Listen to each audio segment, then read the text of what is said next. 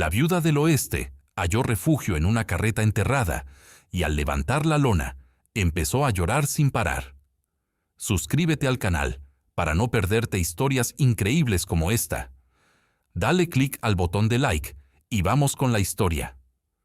Rosa Delgado tenía 32 años cuando descubrió que las deudas de su esposo muerto superaban todo lo que poseían. El banquero Whitmore le mostró documentos con firma falsificada de Miguel, préstamos que nunca había solicitado, intereses acumulados que convertían $200 en 2,000. Su rancho será subastado mañana al mediodía, le dijo Whitmore con sonrisa calculada. A menos que encuentre el dinero completo esta noche. Rosa conocía la verdad. Miguel había descubierto fraude en los libros del banco. Había amenazado con reportar a las autoridades federales. 2 días después apareció muerto en un accidente con su caballo. Ahora Whitmore usaba documentos falsos para robarle todo. El funeral había sido esa mañana. 3 personas asistieron en un pueblo de 300 habitantes. Las mujeres respetables la evitaban porque trabajar el rancho junto a su esposo la había convertido en poco femenina. Los hombres la miraban como propiedad disponible, ahora que no tenía protector. Rosa intentó hablar con el sheriff Morrison, pero él trabajaba para Whitmore. Visitó al abogado del pueblo, quien le explicó que las leyes protegían a banqueros, no a viudas sin recursos. La iglesia le ofreció oraciones, pero ninguna ayuda práctica. Esa noche empacó lo mínimo: una manta, cantimplora, el rifle de Miguel con 12 balas, una fotografía de su boda. Al amanecer montó su yegua y cabalgó hacia el desierto antes de que Whitmore pudiera enviar hombres a buscarla. Viajó durante 3 días, siguiendo rutas abandonadas que Miguel le había mostrado. El sol del desierto de Arizona quemaba sin piedad. El agua se agotó el segundo día. Su yegua cojeaba por terreno rocoso. Al atardecer del tercer día, cuando Rosa sentía que no podría continuar, vio algo extraño en un valle árido entre formaciones rocosas. Estructuras de madera medio derrumbadas, restos de un pueblo minero abandonado décadas atrás. Guió a su yegua hacia las ruinas. Encontró un pozo con agua turbia, pero bebible. Exploró casas vacías, con techos colapsados y pisos podridos. Nada ofrecía refugio seguro. Fue entonces cuando notó algo que no pertenecía al pueblo colonial. Entre arbustos de mezquite y arena acumulada, sobresalía parcialmente la lona deteriorada de una carreta. Estaba casi completamente enterrada, solo la parte superior visible, como si una tormenta de arena la hubiera tragado lentamente. Rosa se acercó con cautela. Era una carreta de colonos, del tipo que usaban familias, viajando hacia California durante la fiebre del oro. La lona estaba descolorida pero intacta, protegiendo lo que hubiera dentro. Comenzó a excavar con las manos alrededor de la entrada trasera. La arena estaba compactada, el trabajo agotador bajo el sol del atardecer. Después de 1 hora, logró crear abertura suficiente para deslizarse dentro. El interior estaba en penumbra. Rosa esperó que sus ojos se ajustaran a la oscuridad. Cuando finalmente pudo ver claramente, levantó la lona que cubría la carga, y las lágrimas comenzaron a correr por sus mejillas. No eran lágrimas de tristeza, eran lágrimas de asombro absoluto ante lo que había encontrado. El interior de la carreta estaba perfectamente preservado. Baúles de madera apilados cuidadosamente, cajas selladas con cera, objetos personales dispuestos, como si la familia esperara regresar en cualquier momento. Abrió el primer baúl. Ropa de mujer finamente confeccionada, vestidos de seda que jamás había visto, excepto en fotografías de damas de San Francisco. Debajo de la ropa encontró una caja de metal con joyas, collares de perlas, aretes de oro, broches con piedras preciosas. El segundo baúl contenía documentos, escrituras de propiedad de una mina de plata en las montañas cercanas, certificados de depósito bancario de San Francisco por cantidades que le quitaron el aliento, $15,000 en una cuenta, $8,000 en otra, todos a nombre de la familia Castellanos. Pero fue el tercer baúl lo que la hizo llorar completamente. Estaba lleno de objetos que contaban la historia de una familia destruida, juguetes de niños, una Biblia familiar con nombres y fechas, fotografías de una pareja joven con 3 hijos pequeños. En el fondo del baúl encontró un diario encuadernado en cuero. Lo abrió con manos temblorosas y leyó la primera entrada. 15 de abril de 1875. Hoy dejamos nuestra mina después de extraer la última veta de plata. Mi esposo Rodrigo dice que con lo que hemos acumulado podemos comenzar nueva vida en California. Los niños están emocionados por ver el océano. Escondimos esta carreta con nuestras pertenencias más valiosas mientras viajamos ligero hacia San Francisco. Regresaremos en 3 meses para recuperarla.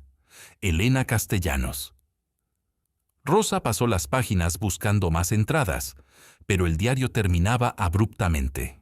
Buscó entre los documentos hasta encontrar recortes de periódico amarillentos. Familia masacrada en camino a California.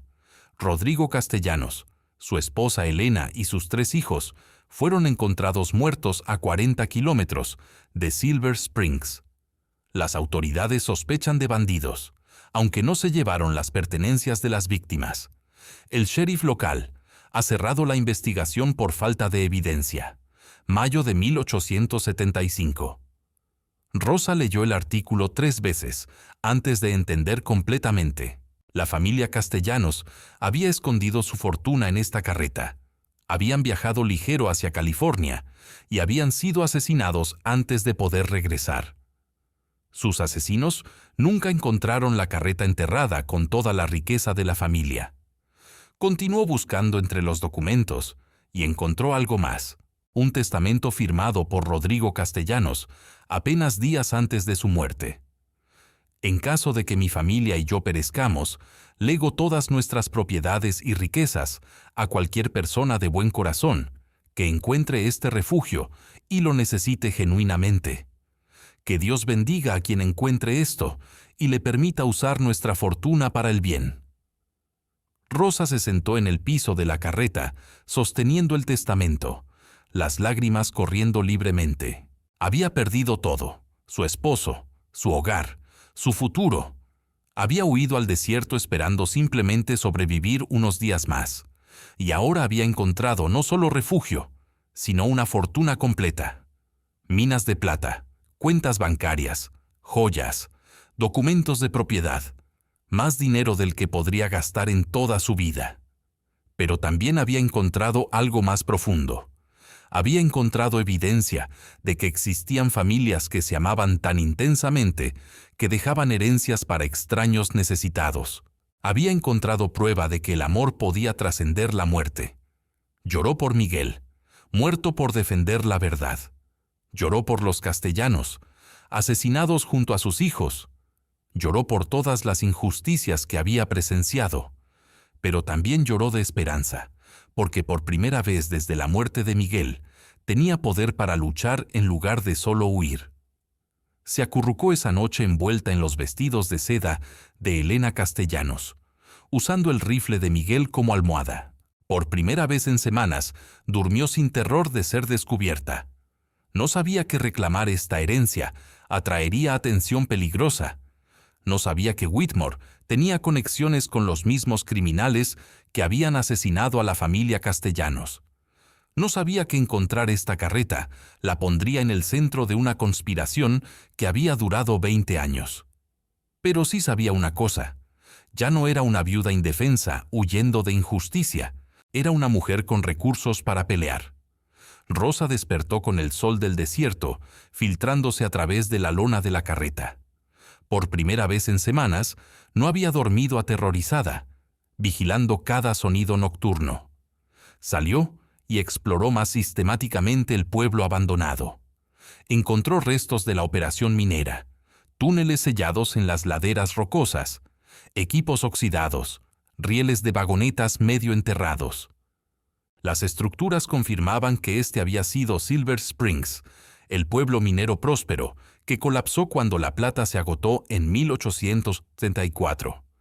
El pozo tenía agua suficiente, si la racionaba cuidadosamente. Entre las ruinas encontró nopales con tunas comestibles, hierbas silvestres que Miguel le había enseñado a reconocer. Podía sobrevivir aquí durante semanas, mientras planificaba su próximo movimiento. Regresó a la carreta y estudió los documentos más cuidadosamente. Las escrituras de la mina indicaban vetas adicionales sin explotar. Los certificados bancarios de San Francisco requerirían identificación que no tenía.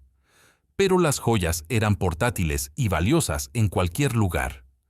Encontró algo más entre los papeles: un mapa dibujado a mano, mostrando la ubicación de la entrada principal a la mina Castellanos.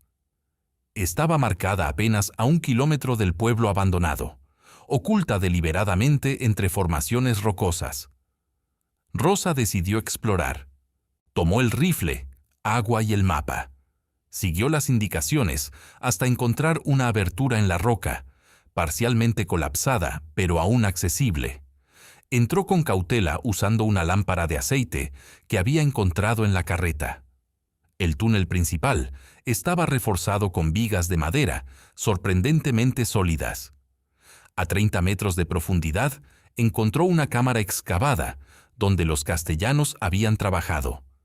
Las paredes aún mostraban vetas de plata sin extraer. Herramientas estaban apiladas como si los trabajadores fueran a regresar al día siguiente. Y en un rincón encontró algo que le aceleró el corazón: 3 cajas de madera marcadas como muestras de alta calidad. Abrió las cajas y encontró pedazos de roca con vetas de plata pura, tan gruesas que brillaban incluso bajo la tenue luz de la lámpara. Esto no eran simples muestras, era mineral listo para fundición, probablemente el último cargamento que los castellanos planeaban procesar. Estimó que había suficiente plata para fundir al menos 200 onzas. A precios actuales, eso significaba más de $3,000 solo en este escondite. Pero cuando Rosa se preparaba para salir de la mina, escuchó voces en la superficie. Apagó la lámpara inmediatamente y se escondió detrás de las cajas de mineral. «El rastro termina aquí», dijo una voz áspera que no reconocía. Su yegua dejó huellas claras hasta este pueblo muerto. «Revisen cada estructura», ordenó otra voz, esta vez familiar. Era Dutch Kruger, el capataz de Whitmore, conocido por métodos brutales cuando cobraba deudas. «¿Por qué Whitmore quiere tanto a esta viuda?», preguntó el primero. «Porque su esposo muerto descubrió algo que podría costarle al jefe su banco y probablemente su cuello. Whitmore necesita asegurarse de que ella nunca hable con las autoridades federales». Rosa se pegó contra la pared rocosa, controlando su respiración. Había 5 hombres registrando el pueblo, todos armados. Si la encontraban escondida en la mina, la matarían y reportarían que había muerto en el desierto. Los hombres pasaron cerca de la entrada de la mina varias veces, pero la abertura parcialmente colapsada la hacía parecer inaccesible. Después de 2 horas de búsqueda, Dutch gritó órdenes de retirarse. «No hay nadie aquí. Probablemente murió de sed en algún cañón. Reportaremos al jefe que el problema está resuelto». Rosa esperó 1 hora adicional antes de salir. Cuando finalmente regresó al pueblo, vio huellas de botas por todas partes. Los hombres habían registrado cada casa, pero no habían notado la carreta enterrada entre los arbustos. Esa noche, mientras Rosa comía tunas y carne seca de la carreta, reflexionó sobre lo que había escuchado. Whitmore no solo quería robar su rancho, quería eliminarla permanentemente, porque Miguel había descubierto evidencia de fraude bancario. Pero ahora ella tenía recursos que Whitmore no sabía que existían. Tenía una mina de plata, joyas, documentos de propiedad. Tenía el testamento de los castellanos, que legalmente le daba derecho a todo. Más importante, tenía información sobre Dutch Kruger, admitiendo planes criminales. Si pudiera llegar a las autoridades federales correctas, con evidencia tanto del asesinato de Miguel como del fraude de Whitmore, podría destruir al banquero completamente. Rosa pasó los siguientes 3 días preparándose meticulosamente. Excavó más alrededor de la carreta para acceder a todos los baúles.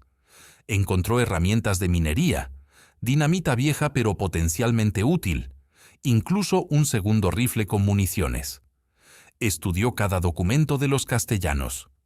Aprendió que Rodrigo había sido ingeniero de minas, que Elena había llevado registros meticulosos de sus operaciones. Los documentos mostraban no solo la ubicación de su mina principal, sino de 3 vetas adicionales que habían planeado explorar. Encontró algo más en el fondo de un baúl: cartas entre Rodrigo Castellanos y un marshal federal llamado James Clayton, fechadas semanas antes del asesinato de la familia. Marshal Clayton: he reunido evidencia de operaciones criminales en Silver Springs. El banquero local Thomas Whitmore está involucrado en fraude de escrituras de propiedad y posiblemente en asesinatos de mineros que se negaron a vender sus reclamos. Solicito reunirme con usted en Silver Springs el 15 de mayo para entregar esta evidencia. Rodrigo Castellanos.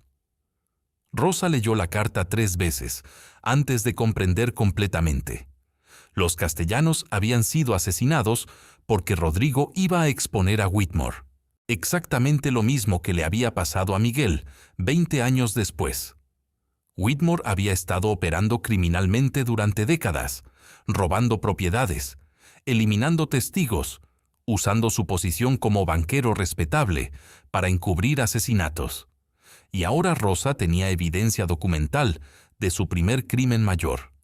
Pero reclamar justicia significaría salir del desierto, viajar a la ciudad más cercana con telégrafo, contactar autoridades federales. Significaría exponerse a los hombres de Whitmore que la estaban buscando. Rosa tomó su decisión. Se vistió con uno de los vestidos elegantes de Elena Castellanos. Guardó las joyas más valiosas en una bolsa oculta bajo las faldas. Escondió los documentos importantes en el forro de su sombrero. Llevó ambos rifles y toda la munición disponible. Antes de partir, escribió una carta que dejó en la carreta sellada con cera. Para quien encuentre este refugio después de mí, los castellanos murieron por defender la verdad contra criminales poderosos. Yo encontré su refugio cuando huía de esos mismos criminales. Voy a usar la herencia que me dejaron para lograr la justicia que ellos nunca obtuvieron. Si no regreso, que alguien continúe esta misión.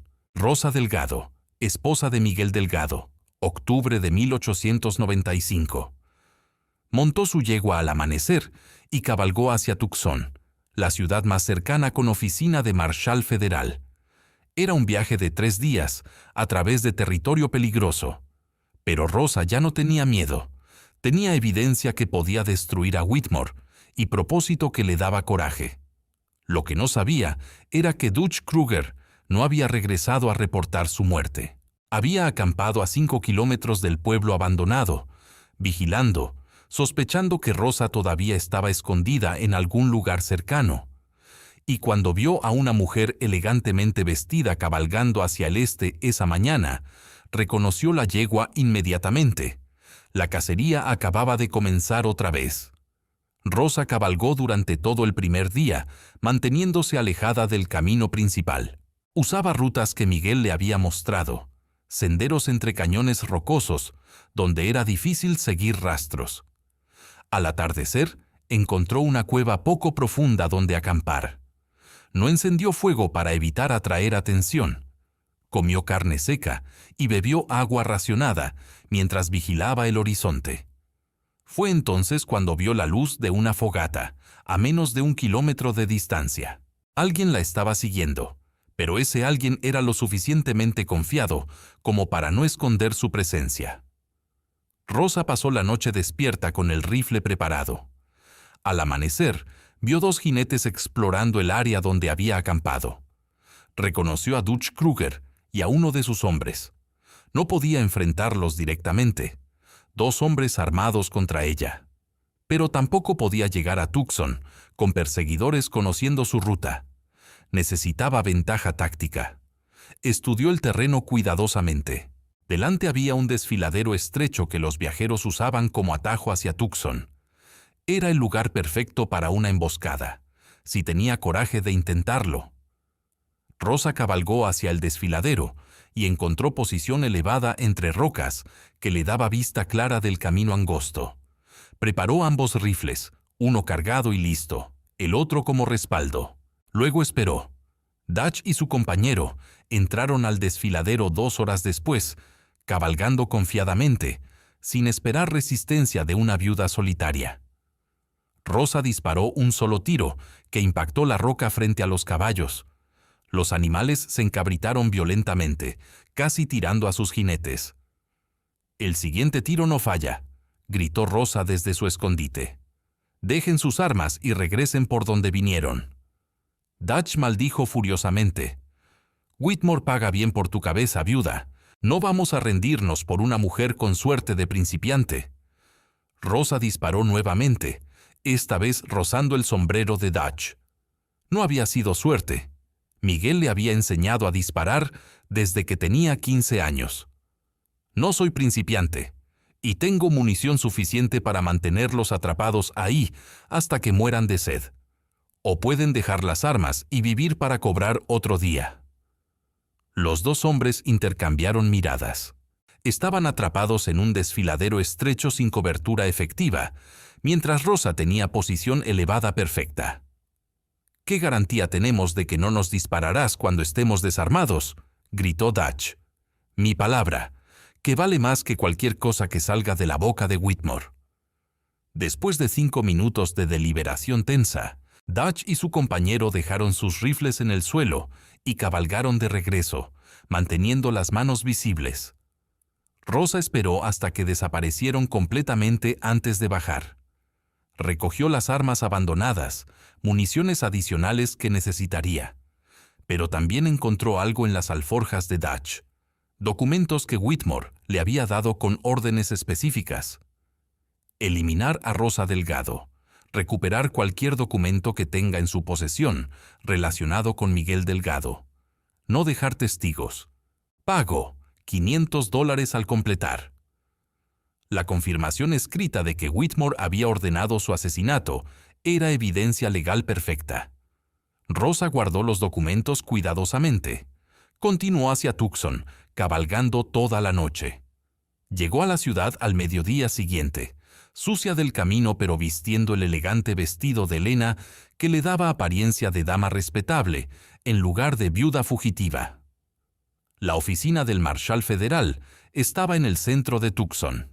Rosa entró y pidió hablar con el Marshal Clayton, el mismo hombre que Rodrigo Castellanos había intentado contactar 20 años atrás.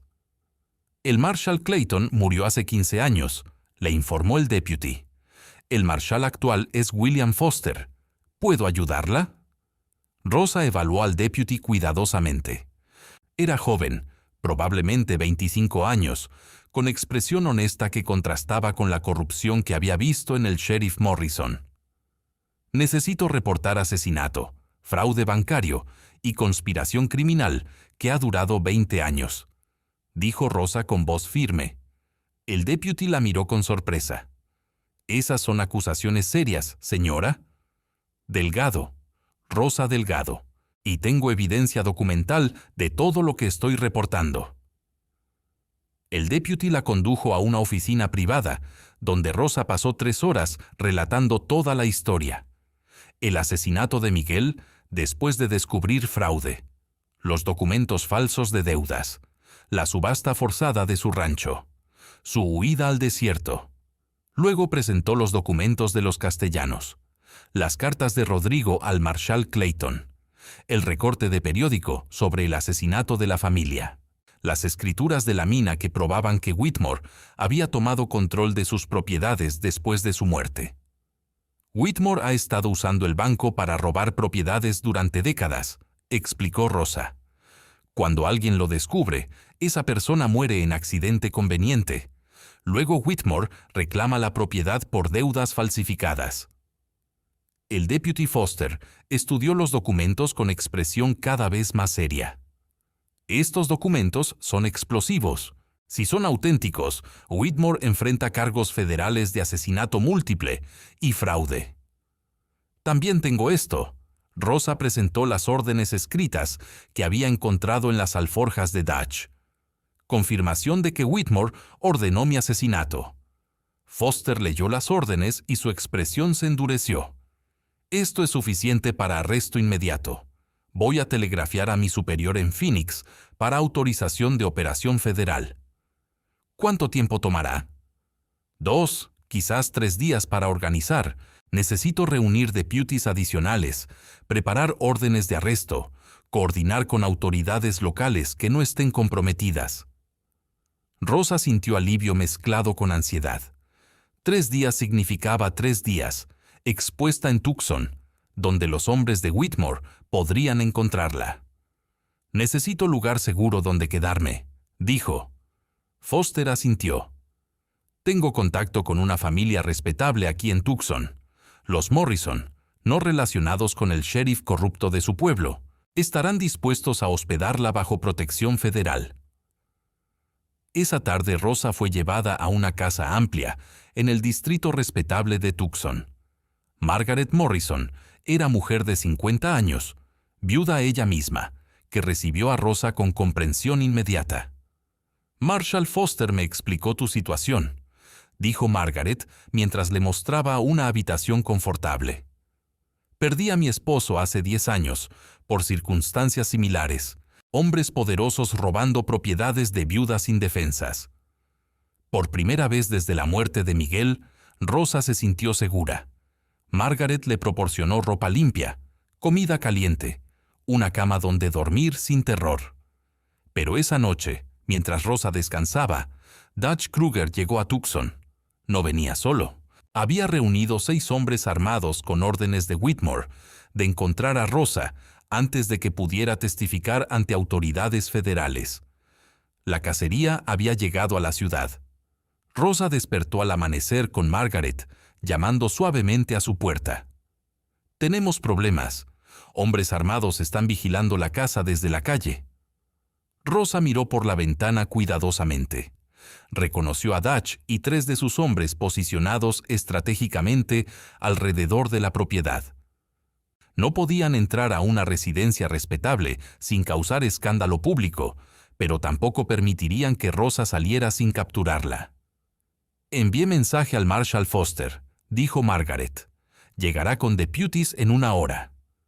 Pero 1 hora era demasiado tiempo. Rosa vio a Dutch hablando con un hombre que reconoció, el sheriff Morrison de su pueblo, el mismo sheriff corrupto que se negó a investigar la muerte de Miguel. «Están tramando algo», dijo Rosa. «Morrison puede entrar a la casa bajo pretexto de autoridad legal». Margaret pensó rápidamente. «Tengo idea. Mi casa tiene túnel de contrabando que usaban en la época anterior a la guerra civil. Conecta con la bodega del Hotel Grand al final de la calle». Las 2 mujeres bajaron al sótano, donde Margaret reveló una entrada oculta detrás de estantes de preservas. El túnel era estrecho y oscuro, pero transitable. «Vete ahora», urgió Margaret. «Yo retrasaré a Morrison todo lo posible». Rosa tomó sus documentos más importantes y se deslizó por el túnel. Emergió en la bodega del hotel, como Margaret había prometido. Subió por las escaleras de servicio y salió a la calle lateral justo cuando escuchó golpes fuertes en la puerta de la casa de Margaret. Se movió rápidamente entre la multitud matutina, manteniéndose alejada de las calles principales. Necesitaba llegar a la oficina del Marshal Foster antes de que Dutch descubriera su escape. Pero cuando llegó a las oficinas federales, encontró la puerta cerrada con cadena. Un letrero explicaba: «Marshal Foster llamado emergencia. Regresa mañana». Rosa sintió pánico inicial, pero luego vio movimiento en la ventana del segundo piso. Foster estaba adentro. Simplemente había cerrado la oficina para seguridad. Llamó a la ventana usando piedrecillas hasta que Foster apareció. Él abrió la puerta trasera inmediatamente. «Los hombres de Whitmore están por toda la ciudad», le dijo Foster. «Recibí telegrama de mi superior. Whitmore tiene conexiones políticas poderosas. Algunos senadores están presionando para cerrar la investigación». «¿Qué significa eso?» «Significa que necesitamos evidencia aún más sólida. Tu testimonio y los documentos de Castellanos son convincentes. pero necesitamos testigos adicionales o evidencia física directa de los crímenes de Whitmore. Rosa pensó en la mina de los Castellanos, las vetas de plata sin explotar, las cajas de mineral de alta calidad. Tengo acceso a la mina original de los Castellanos. Está llena de plata que Whitmore nunca pudo encontrar después de asesinarlos. Si puedo probar que él buscó activamente esa mina después de su muerte, eso establece motivación para asesinato. Foster asintió lentamente. Eso podría funcionar, pero necesitaríamos registros bancarios mostrando que Whitmore tomó control de los reclamos mineros de Castellanos inmediatamente después del asesinato. ¿Dónde estarían esos registros? En su banco, bajo llave en su oficina privada. Rosa entendió lo que Foster estaba sugiriendo sin decirlo directamente. Necesito entrar al banco de Whitmore y robar evidencia de su propia oficina. Oficialmente no puedo autorizar eso, dijo Foster cuidadosamente. Pero si evidencia adicional apareciera misteriosamente, no preguntaría cómo la obtuviste. Era una misión suicida. El banco estaba en el pueblo controlado por Whitmore. Tendría que viajar 3 días de regreso, infiltrarse en un edificio vigilado, robar documentos y escapar sin ser capturada. Necesito ayuda, dijo Rosa. Foster reflexionó. Conozco a alguien que podría estar dispuesto. Exsoldado de caballería, experto en operaciones encubiertas. Tiene razones personales para odiar a Whitmore. 1 hora después, Rosa conoció a James Holloway. Era hombre de 40 años, rostro curtido por años en el desierto, cicatriz atravesando su mejilla izquierda. Whitmore robó el rancho de mi hermana hace 5 años, explicó Holloway. Ella se suicidó cuando perdió todo. He estado esperando oportunidad de vengarme legalmente. Esto es peligroso, advirtió Rosa. Si nos capturan, Whitmore nos matará a ambos. Por eso no vamos a ser capturados. Holloway extendió un mapa. Conozco ese pueblo mejor que Whitmore. Conozco cada callejón, cada edificio, cada ruta de escape. Planearon la operación meticulosamente. Viajarían de noche, evitando caminos principales. Entrarían al pueblo antes del amanecer, cuando la vigilancia fuera más laxa. Holloway crearía distracción mientras Rosa entraba al banco por una ventana trasera que él sabía que tenía cerradura débil. ¿Y si encuentro los documentos?, preguntó Rosa. Los fotografiamos usando este equipo. Holloway mostró cámara portátil. Tomamos evidencia fotográfica, dejamos los originales. Así Whitmore no sabrá que estuvimos ahí hasta que sea demasiado tarde. Partieron esa noche con 2 caballos frescos, proporcionados por Foster.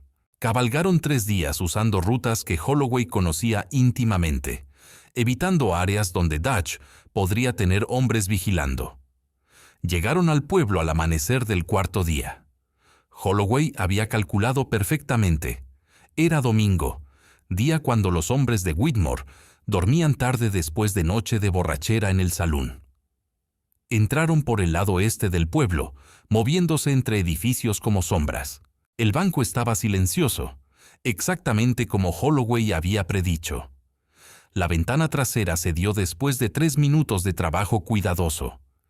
Rosa se deslizó adentro, mientras Holloway vigilaba desde afuera. La oficina privada de Whitmore estaba en el 2.º piso. Rosa subió las escaleras conteniendo la respiración en cada crujido de madera. La puerta estaba cerrada, pero había aprendido a forzar cerraduras simples, observando a Miguel reparar puertas en el rancho. Dentro de la oficina, encontró lo que necesitaba. Archivadores llenos de documentos, organizados meticulosamente por año. Buscó 1875, el año del asesinato de los Castellanos. Y ahí estaban. Transferencias de propiedad de la mina Castellanos a nombre de Whitmore, fechadas apenas 2 semanas después del asesinato. Documentos de deudas falsificadas exactamente como los que había usado contra Miguel. Correspondencia con compradores de plata, discutiendo vetas no explotadas en la mina Castellanos. Rosa fotografió cada página usando la cámara de Holloway. Había aprendido a operarla durante el viaje, pero cuando estaba terminando, escuchó voces abajo. Alguien había llegado temprano al banco. Se asomó por la ventana de la oficina. Holloway le hacía señas desesperadas de peligro. 3 hombres acababan de entrar al banco por la puerta principal. Rosa guardó rápidamente la cámara y los documentos. No podía salir por donde había entrado sin ser vista. Necesitaba otra ruta. Recordó algo que Miguel le había contado. Los edificios antiguos del pueblo tenían accesos a techos para mantenimiento. Buscó frenéticamente hasta encontrar escalera angosta que llevaba a una trampa en el techo. Subió justo cuando escuchó pasos, subiendo las escaleras hacia la oficina de Whitmore. Cerró la trampa silenciosamente desde arriba y se tumbó plana sobre el techo. Abajo escuchó voz de Whitmore entrando a su oficina. Ditch reportó que la viuda está en Tucson, hablando con el marshal federal. Necesitamos eliminarla antes de que testifique oficialmente. ¿Quiere que vayamos a Tucson?, preguntó otra voz. No. Demasiado riesgo de atención federal. Pero tengo contacto en oficina del senador. Van a presionar para desacreditar su testimonio como delirios de viuda traumatizada. Sin evidencia física sólida, no pueden procesarme. Rosa sonrió mientras tocaba la cámara escondida bajo su ropa. Tenía exactamente la evidencia física que Whitmore creía que no existía. Esperó 2 horas en el techo hasta que Whitmore y sus hombres se fueron. Luego bajó cuidadosamente y salió por la misma ventana trasera. Holloway la esperaba con los caballos listos. «Pensé que te habían capturado». «Casi, pero tengo lo que necesitamos». Cabalgaron fuera del pueblo antes de que alguien notara su presencia. 3 días después, entregaron las fotografías al marshal Foster en Tucson. Foster estudió las imágenes con satisfacción creciente. «Esto es perfecto. Documentación directa de fraude. Motivación clara para asesinato. Patrón de crimen durante 20 años. ¿Es suficiente para arrestarlo? ¿Es suficiente para destruirlo completamente?» Pero ninguno de ellos sabía que Whitmore había anticipado este movimiento. Mientras Rosa robaba su evidencia, él había activado su plan final: eliminar todos los testigos antes de que pudieran testificar, incluyendo al Marshal Foster. La batalla final estaba a punto de comenzar. Marshal Foster organizó la operación federal más grande en la historia del territorio de Arizona. 12 deputies llegaron de Phoenix, Yuma y Flagstaff. Trajeron órdenes de arresto no solo para Whitmore, sino para el sheriff Morrison, Dutch Kruger y 18 asociados identificados en los documentos robados. «Atacamos simultáneamente en múltiples ubicaciones», explicó Foster en reunión de planificación. «Banco, casa de Whitmore, oficina del sheriff, rancho donde Dutch mantiene sus operaciones. No dejamos a nadie tiempo de escapar o destruir evidencia». Rosa estudiaba los mapas con Holloway. «Whitmore no va a entregarse pacíficamente. Tiene demasiado que perder. Por eso vamos con fuerza completa». Foster señaló posiciones en el mapa. 6 deputies para el banco, 4 para la casa de Whitmore, 2 para arrestar al sheriff. «¿Y Dutch?», preguntó Holloway. «Ese va a ser el más peligroso. Está atrincherado en rancho fortificado, con al menos 10 hombres armados. Vamos a necesitar ejército para eso». Foster ya había telegrafiado a Fort Huachuca. Una compañía de caballería llegaría en 2 días para proporcionar apoyo militar a la operación.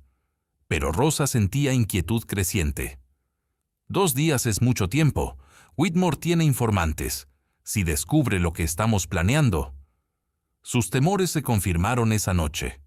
Un deputy llamado Williams, quien había sido asignado a vigilar el hotel donde Rosa se hospedaba, fue encontrado muerto en un callejón. Le habían cortado la garganta.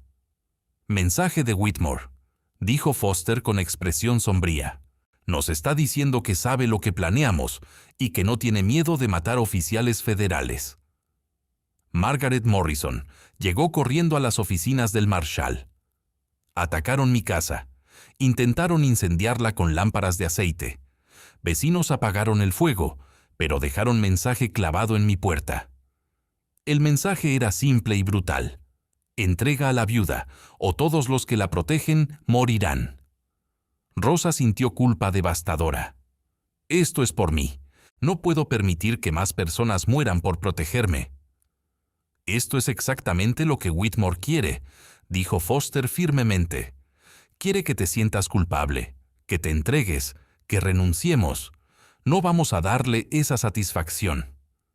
Holloway añadió, cada persona aquí eligió ayudarte sabiendo los riesgos. El Deputy Williams, Margaret, todos nosotros. Honramos sus sacrificios terminando esto correctamente. Foster tomó decisión. No podemos esperar 2 días. Atacamos mañana al amanecer con los recursos que tenemos. 12 deputies federales contra probablemente 30 hombres de Whitmore. Esas son malas probabilidades, observó Holloway. Tenemos ventaja de sorpresa y autoridad legal. Foster se dirigió a Rosa. Y tenemos testigo que Whitmore teme más que nada, una viuda que se niega a ser silenciada. Esa noche Rosa no pudo dormir. Caminó por las calles de Tucson, bajo vigilancia de deputies, reflexionando sobre cómo su vida había cambiado completamente en un mes. Había sido esposa de ranchero, viviendo vida simple pero feliz. Luego viuda perseguida huyendo al desierto. Ahora era figura central en operación federal, que determinaría si justicia prevalecía sobre corrupción. Visitó la iglesia local, donde encontró al padre Miguel, sacerdote anciano que había conocido a los castellanos 20 años atrás. Rodrigo era buen hombre, le dijo el padre Miguel. Vino a confesión semana antes de su muerte. Me dijo que había descubierto mal terrible, pero que iba a arriesgar todo por hacer lo correcto. ¿Le dijo que había descubierto? El padre Miguel vaciló. El secreto de confesión es sagrado, pero Rodrigo me liberó de ese secreto antes de morir. Dijo que si algo le pasaba, yo debía contar la verdad completa. El sacerdote sacó libro antiguo de registros parroquiales. Rodrigo descubrió que Whitmore no solo robaba propiedades, estaba vendiendo títulos de tierra que no le pertenecían a colonos llegando del este. Docenas de familias compraron tierras que legalmente pertenecían a mineros mexicanos. Y cuando los verdaderos dueños protestaban, desaparecían. Whitmore contrataba hombres como Dutch para eliminar cualquiera que cuestionara sus operaciones. El padre Miguel mostró lista de nombres en el registro parroquial. Estas son todas las personas que vinieron a mí con sospechas sobre Whitmore durante 20 años. 8 están muertas, 5 desaparecidas. Solo 3 lograron escapar del territorio. Rosa contó los nombres. ¿Por qué nunca reportó esto a autoridades? Lo hice, múltiples veces, pero Whitmore compró al sheriff, al juez local, incluso al marshal anterior. Nadie investigaba sus crímenes. Hasta ahora. El padre Miguel le entregó el registro. Usa esto como evidencia adicional. Estos nombres representan 20 años de víctimas. Dale voz a los muertos. Rosa regresó a las oficinas del marshal con el registro parroquial. Foster lo estudió con expresión cada vez más oscura.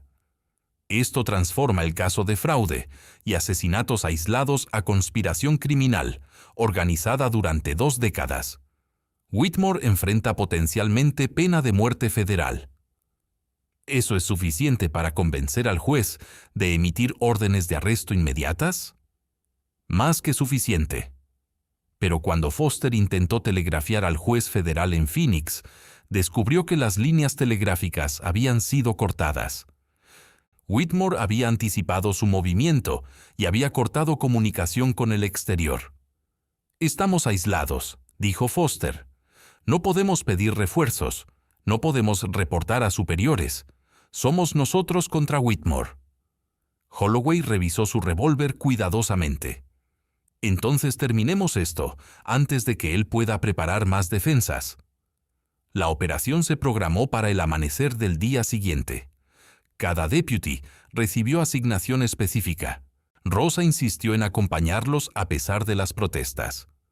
Soy testigo principal, argumentó.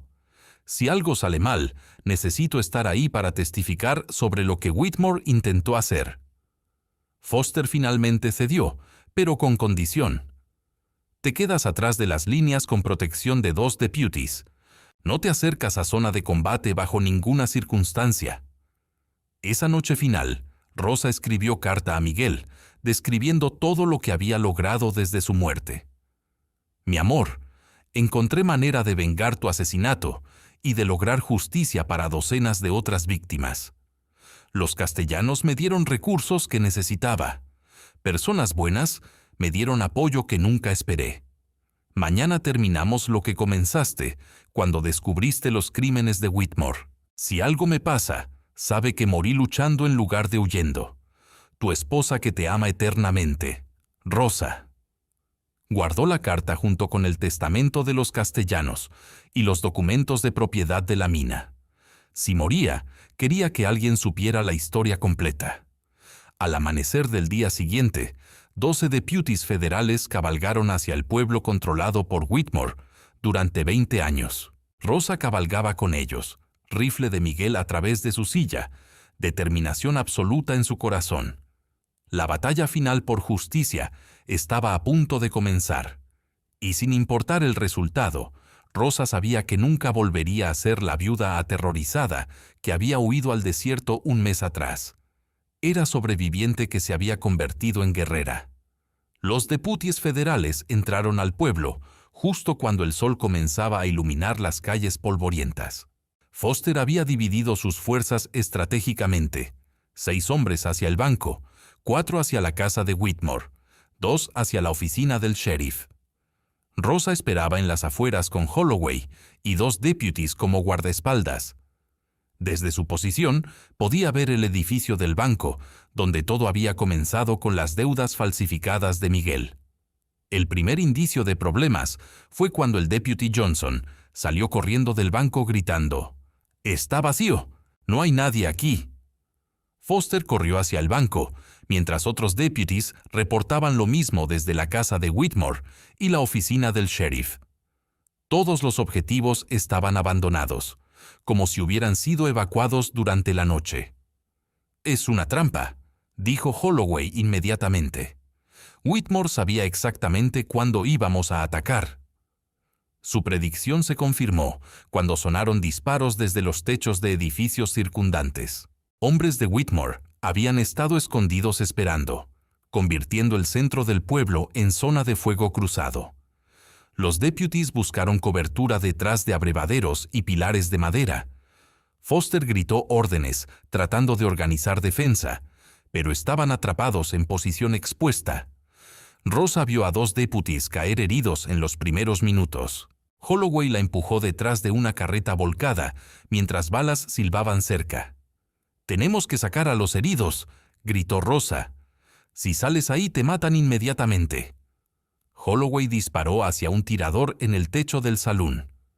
«Whitmore quiere que intentes rescatarlos. Estás usando a los heridos como carnada». Pero Rosa no podía quedarse escondida mientras hombres buenos morían protegiéndola. Recordó algo que Miguel le había enseñado sobre tácticas de combate de su tiempo en la guerra contra México. «El lado oeste del pueblo tiene canal de irrigación», le dijo a Holloway. «Podemos usarlo para flanquear a los tiradores». Holloway evaluó rápidamente. «Eso requeriría moverte a campo abierto primero». «Tengo idea mejor», Rosa señaló hacia el establo en el borde del pueblo. «Si podemos causar estampida de caballos, crearemos distracción suficiente para que Foster reposicione a sus hombres». Era plan arriesgado, pero Holloway vio la lógica. «Yo voy. Tú te quedas aquí protegida». «Es mi plan. Yo voy». Antes de que Holloway pudiera protestar, Rosa corrió agachada hacia el establo, usando cobertura de edificios. Las balas impactaban cerca, pero ninguna la alcanzó. Llegó al establo y encontró 12 caballos nerviosos por los disparos. Abrió todas las puertas y disparó su rifle hacia el techo. Los caballos salieron en estampida aterrorizada, corriendo directamente a través del centro del pueblo. El caos resultante fue exactamente lo que Foster necesitaba. Sus deputies avanzaron bajo cobertura de polvo y confusión, tomando posiciones mejores. Pero Rosa había expuesto su ubicación. Dutch Kruger apareció en la entrada del establo con 3 hombres armados. «La viuda finalmente sale de su escondite», dijo Dutch con sonrisa cruel. «Whitmore va a estar muy complacido cuando te entregue». Rosa levantó su rifle, pero Dutch era más rápido. Disparó y la bala impactó el arma de Rosa, arrancándola de sus manos. «Ahora vas a venir tranquilamente». Dutch avanzó con confianza. «O disparo tus piernas y te arrastro». Rosa retrocedió hacia el interior del establo, calculando opciones. Tenía el segundo rifle de Miguel escondido bajo el vestido, pero necesitaba tiempo para alcanzarlo. «¿Por qué haces esto?», preguntó retrasando. «¿Cuánto te paga Whitmore para ser su asesino?» «Suficiente para vivir cómodamente después de eliminar problemas como tú». Dutch se acercó más. «Deberías haber aceptado perder el rancho tranquilamente. Ahora vas a perder mucho más». Fue entonces cuando Holloway apareció detrás de Dutch y sus hombres. «Suelten las armas o mueren donde están parados». Dutch se giró disparando, pero Holloway era veterano de demasiadas batallas. Su tiro impactó primero, derribando a Dutch. Los otros 3 hombres se rindieron inmediatamente. Rosa recuperó su rifle y salió del establo. El tiroteo había disminuido significativamente. Los hombres de Whitmore, viendo a Dutch capturado, comenzaban a rendirse. Foster aseguró el área rápidamente. «¿Dónde está Whitmore?», le gritó a uno de los prisioneros. «Se fue anoche», respondió el hombre. «Dijo que si fallábamos en matar a los federales, él estaría en México antes del amanecer». Rosa sintió frustración abrumadora. Habían ganado la batalla, pero Whitmore había escapado. «No llegaría lejos», dijo Holloway. «Solo hay 3 rutas hacia la frontera desde aquí. Puedo alcanzarlo». Foster vaciló. «No puedo autorizar persecución sin jurisdicción». «No necesitas autorizar nada». Rosa montó el caballo más fresco del establo. «Yo voy por mi cuenta. Whitmore mató a mi esposo y ha asesinado docenas de personas. No voy a permitir que escape». «¿Necesitas ayuda?». Holloway montó otro caballo. «Conozco el territorio». Foster finalmente asintió. «Oficialmente ustedes 2 actuarán como ciudadanos privados. Extraoficialmente, si capturan a Whitmore y lo traen de regreso, recibirá juicio federal completo». Rosa y Holloway cabalgaron hacia el sur, siguiendo la ruta más probable hacia la frontera. Holloway tenía razón sobre conocer el territorio. Identificó rastros frescos que llevaban hacia Cañón Estrecho, que ofrecía paso oculto hacia México. Cabalgaron durante 3 horas antes de ver jinete solitario adelante. Era Whitmore, cabalgando solo, llevando alforjas probablemente llenas de dinero robado durante 20 años. Cuando Whitmore los vio acercándose, espoleó su caballo desesperadamente. Pero el animal estaba agotado por viaje nocturno, mientras los caballos de Rosa y Holloway estaban frescos. Los alcanzaron en campo abierto. Whitmore intentó disparar, pero Rosa le disparó primero, impactando su brazo. El banquero cayó de su caballo gritando de dolor. Rosa desmontó y se paró sobre el hombre que había destruido tantas vidas.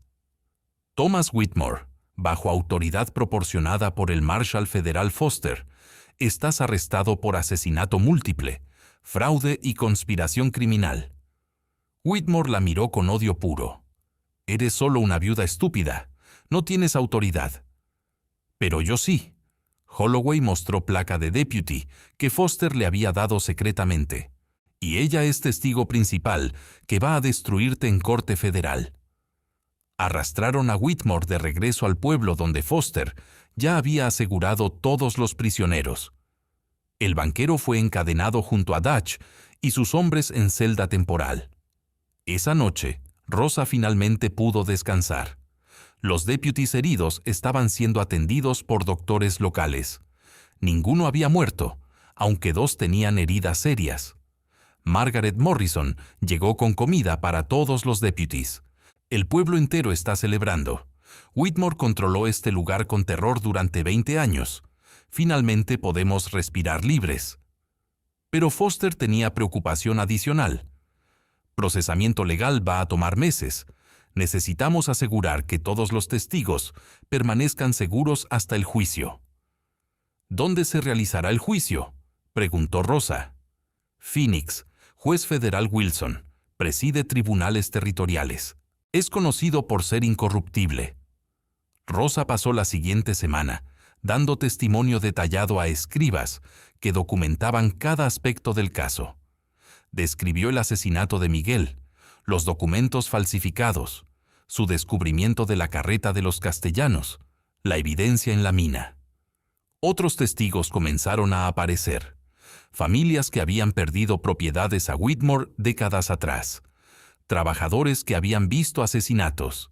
Incluso el padre Miguel viajó desde Tucson para presentar su registro parroquial de víctimas. El caso contra Whitmore se volvió abrumador. Enfrentaba 23 cargos de asesinato, 47 cargos de fraude, múltiples cargos de conspiración y corrupción de oficiales. Pero Rosa sabía que juicio aún estaba meses adelante. Hasta entonces, necesitaba decidir qué hacer con los recursos que había heredado de los Castellanos. Una tarde caminó de regreso al pueblo abandonado de Silver Springs. La carreta enterrada seguía ahí, protegiendo los secretos de la familia asesinada. Rosa se sentó dentro de la carreta, leyendo el diario de Elena otra vez. En la última página, encontró entrada que no había notado antes. Si alguien encuentra este refugio después de nuestra muerte, no lloren por nosotros. Vivimos plenamente, amamos completamente y dejamos algo que puede ayudar a otros. Esa es inmortalidad verdadera. Elena. Rosa cerró el diario con nueva comprensión. Los Castellanos no habían dejado simplemente dinero y propiedad. Habían dejado legado de usar recursos para bien mayor. Tomó decisión que cambiaría el resto de su vida. El juicio de Thomas Whitmore comenzó en Phoenix 3 meses después de su arresto. La sala de corte estaba llena de periodistas, familias de víctimas, curiosos que habían viajado desde todo el territorio. Whitmore se sentaba en la mesa de los acusados junto con Dutch Kruger y el sheriff Morrison. Todos enfrentaban cargos federales que podrían resultar en horca. El fiscal federal William Bradford abrió el caso con declaración devastadora. Durante 20 años, Thomas Whitmore operó imperio criminal disfrazado de institución bancaria respetable. Robó propiedades, falsificó documentos, ordenó asesinatos, convirtió pueblo entero en operación de crimen organizado. Hoy probamos cada acusación con evidencia irrefutable. Durante 2 semanas, el fiscal presentó montaña de evidencia. Los documentos falsificados que Rosa había fotografiado, el registro parroquial del padre Miguel, testimonio de sobrevivientes, evidencia física de la mina Castellanos, mostrando que Whitmore había buscado desesperadamente plata que nunca encontró. Pero el testimonio crucial sería el de Rosa. Ella era única testigo que conectaba todos los crímenes: el asesinato de Miguel, el fraude de propiedades, la conexión con los Castellanos, la orden escrita de asesinarla. Cuando Rosa fue llamada al estrado, el silencio en la corte era absoluto. Vistiendo vestido simple pero digno, ella habló con voz clara y firme durante 6 horas. Describió vida con Miguel, hombre honesto que descubrió corrupción y fue asesinado por ello. Relató su huida al desierto, encuentro con la carreta enterrada, descubrimiento de los documentos de los Castellanos. Señor Whitmore no solo mató a mi esposo, testificó Rosa mirando directamente al acusado. Asesinó familia completa, incluyendo 3 niños pequeños, porque Rodrigo Castellanos iba a exponer sus crímenes. Durante 20 años, siguió asesinando cualquiera que cuestionara sus operaciones. El abogado defensor intentó desacreditar su testimonio. Señora Delgado, usted es viuda traumatizada con motivos personales para mentir sobre mi cliente. ¿Cómo sabemos que no inventó toda esta historia? Rosa presentó calmadamente las fotografías de los documentos de Whitmore, las cartas de Rodrigo Castellanos al Marshal, el registro parroquial, la orden escrita de asesinarla encontrada en las alforjas de Dutch. No inventé documentos escritos por mano de Whitmore, dijo firmemente. No inventé 23 familias que perdieron propiedades usando exactamente los mismos métodos fraudulentos. No inventé viuda de Deputy Williams, asesinado por protegerme. El momento más dramático llegó cuando el fiscal presentó testimonio de Dutch Kruger. El capataz había aceptado declarar contra Whitmore a cambio de sentencia reducida. Whitmore me contrató en 1887, testificó Dutch. Mi trabajo era resolver problemas. Eso significaba intimidar, golpear, matar si era necesario. Durante 8 años maté o ayudé a matar 11 personas bajo órdenes directas de Whitmore. ¿Por qué hacía esto?, preguntó el fiscal. Porque pagaba bien y porque Whitmore controlaba al sheriff, al juez, todos. Pensé que era intocable. ¿Qué cambió? Dutch miró hacia Rosa. Esa viuda cambió todo. Se suponía que debía ser víctima fácil. Mujer sola, sin recursos, sin aliados. Pero se negó a ser víctima. Sobrevivió, encontró evidencia, reunió testigos, destruyó operación entera de Whitmore. Me hizo darme cuenta de que trabajaba para el lado equivocado. El testimonio de Dutch fue corroborado por 2 de sus hombres, que también habían aceptado declarar. Describieron asesinatos específicos, métodos usados, órdenes directas de Whitmore. La defensa intentó argumentar que los testigos mentían por acuerdos con fiscalía, pero la evidencia documental era irrefutable. La firma de Whitmore estaba en documentos fraudulentos. Sus registros bancarios mostraban pagos a Dutch coincidiendo con fechas de asesinatos. Su correspondencia discutía eliminación de problemas.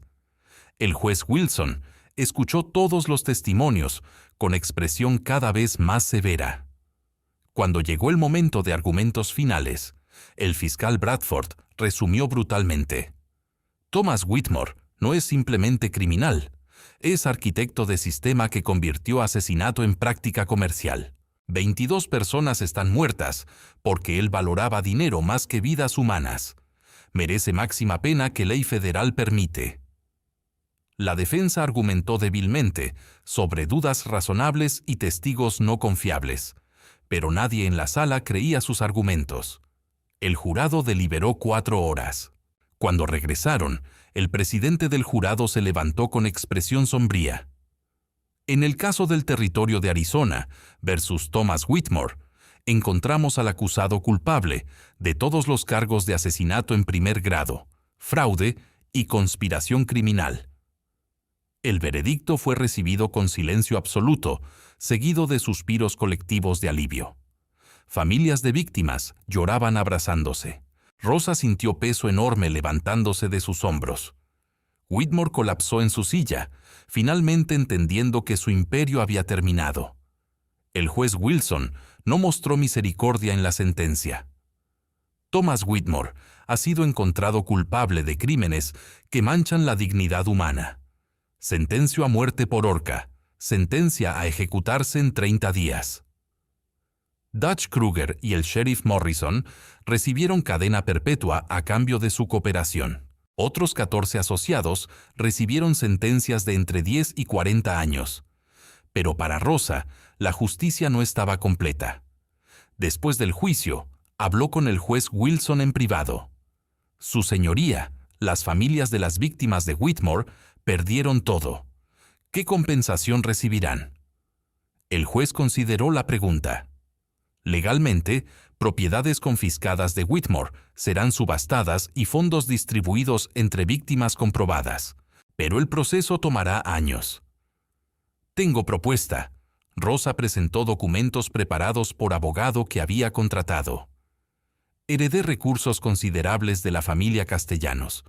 Quiero establecer fondo para compensar inmediatamente a familias de víctimas. El juez estudió los documentos. Esto es extraordinariamente generoso. Los castellanos dejaron su fortuna para ayudar a persona necesitada. Yo la recibí cuando más la necesitaba. Ahora hay docenas de familias en situación similar. Es mi responsabilidad ayudarlas. Durante los siguientes meses, Rosa trabajó con abogados estableciendo Fundación Castellanos Delgado para Justicia. La fundación proporcionó compensación financiera a familias que habían perdido propiedades por fraude de Whitmore. Pero Rosa fue más allá. Usó parte de la herencia de los castellanos para establecer oficina legal que ofrecía representación gratuita a viudas y huérfanos. Financió programa educativo para mujeres, enseñándoles habilidades comerciales y legales. El día que Whitmore fue ejecutado, Rosa no asistió. En lugar de eso, visitó la carreta enterrada en Silver Springs por última vez. Había decidido preservar la carreta como monumento a la familia Castellanos. Construyó estructura protectora alrededor de ella y comisionó placa explicando su historia. En este lugar, familia Castellanos escondió su futuro antes de ser asesinada por criminal codicioso. 20 años después, su legado salvó vida de viuda fugitiva y trajo justicia para docenas de víctimas. Que este lugar recuerde siempre que el bien puede triunfar sobre el mal, cuando personas valientes se niegan a ser silenciadas. Foster visitó a Rosa semanas después de la ejecución de Whitmore. ¿Qué harás ahora? Rosa miró hacia el horizonte del desierto de Arizona. Voy a continuar el trabajo. Hay otros criminales como Whitmore operando en territorio. Hay otras viudas que necesitan ayuda. Los castellanos me dieron herramienta. Ahora es mi responsabilidad usarla. ¿Necesitas deputy federal como socio? Preguntó Foster con sonrisa. Siempre. La batalla por justicia había terminado, pero la misión de proteger a vulnerables apenas comenzaba. 3 años después, Rosa caminaba por las calles de Phoenix, vistiendo traje de negocios elegante.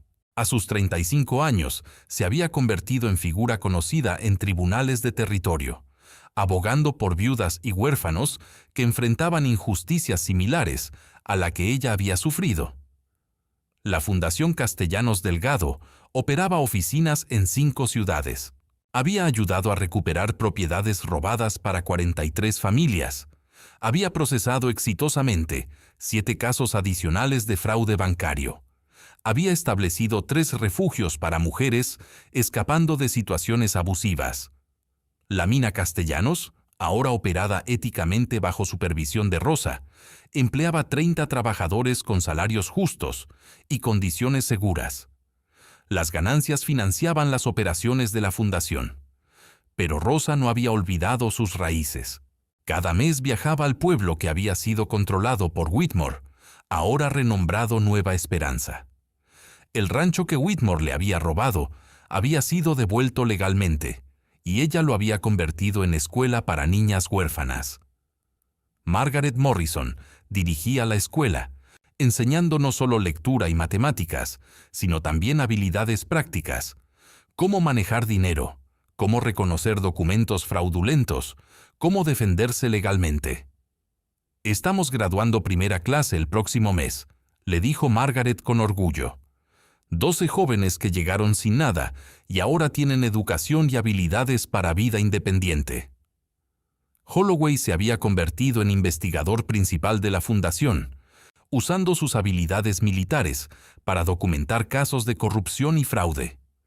Había desarrollado red de contactos en todo el territorio que reportaban situaciones sospechosas. «Tenemos nuevo caso en Yuma», le informó Holloway a Rosa, viuda cuyo esposo murió en accidente minero. El dueño de la mina está negando compensación, alegando que el esposo violó reglas de seguridad. ¿Evidencia?, preguntó Rosa. Testigos dicen que el dueño deliberadamente ignoró condiciones peligrosas para ahorrar costos. El accidente era previsible. Preparemos el caso.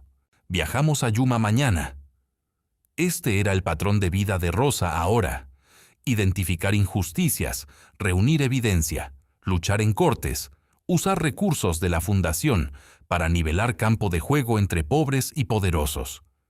Pero también había encontrado vida personal que nunca esperó. Foster había renunciado a su posición como Marshall para unirse a la fundación como director legal. Durante 3 años de trabajar juntos, amistad profesional se había transformado en algo más profundo. Una noche, después de ganar caso particularmente difícil, Foster le propuso matrimonio a Rosa. «No puedo prometer vida tranquila», le dijo. «Nuestro trabajo siempre será peligroso, pero puedo prometer ser socio en esta misión que ambos creemos es importante». Rosa aceptó, no porque necesitara esposo, sino porque había encontrado compañero que compartía sus valores y propósito. Se casaron en ceremonia simple, en la escuela de Nueva Esperanza, rodeados por niñas que la institución había ayudado, familias que la fundación había salvado de ruina, amigos que habían luchado junto a ella. El padre Miguel ofició la ceremonia. «Rosa, has transformado tu propia tragedia en salvación para otros. Has probado que una persona con coraje puede cambiar sistema entero». Esa noche, Rosa y Foster se sentaron en el porche de la casa que habían construido cerca de la escuela, mirando estrellas sobre el desierto de Arizona. «¿Alguna vez imaginas cómo sería tu vida si Miguel no hubiera muerto?», preguntó Foster suavemente. Rosa reflexionó honestamente. Habría sido vida feliz pero pequeña. Habría amado a Miguel, trabajado el rancho, criado hijos. Nada de eso habría estado mal. Pero nunca habría descubierto mi propia fuerza. Nunca habría ayudado a todas estas familias. Nunca habría transformado dolor en propósito. Rosa tocó fotografía de Miguel que siempre llevaba. «Su muerte me destrozó, pero buscar justicia por su asesinato me reconstruyó en algo más fuerte de lo que era antes». «¿Crees que él estaría orgulloso?». «Sé que estaría orgulloso». Los años siguientes trajeron más victorias y algunos fracasos inevitables. No todos los casos podían ganarse. No todas las víctimas podían ser salvadas. Pero la fundación creció hasta convertirse en institución respetada en todo el territorio. Cuando Arizona se convirtió en estado en 1912, Rosa fue invitada a ceremonia oficial como una de las pioneras que había transformado el territorio, de lugar dominado por criminales a sociedad basada en ley y justicia. El gobernador la reconoció públicamente. Rosa Delgado Foster representa lo mejor de Arizona.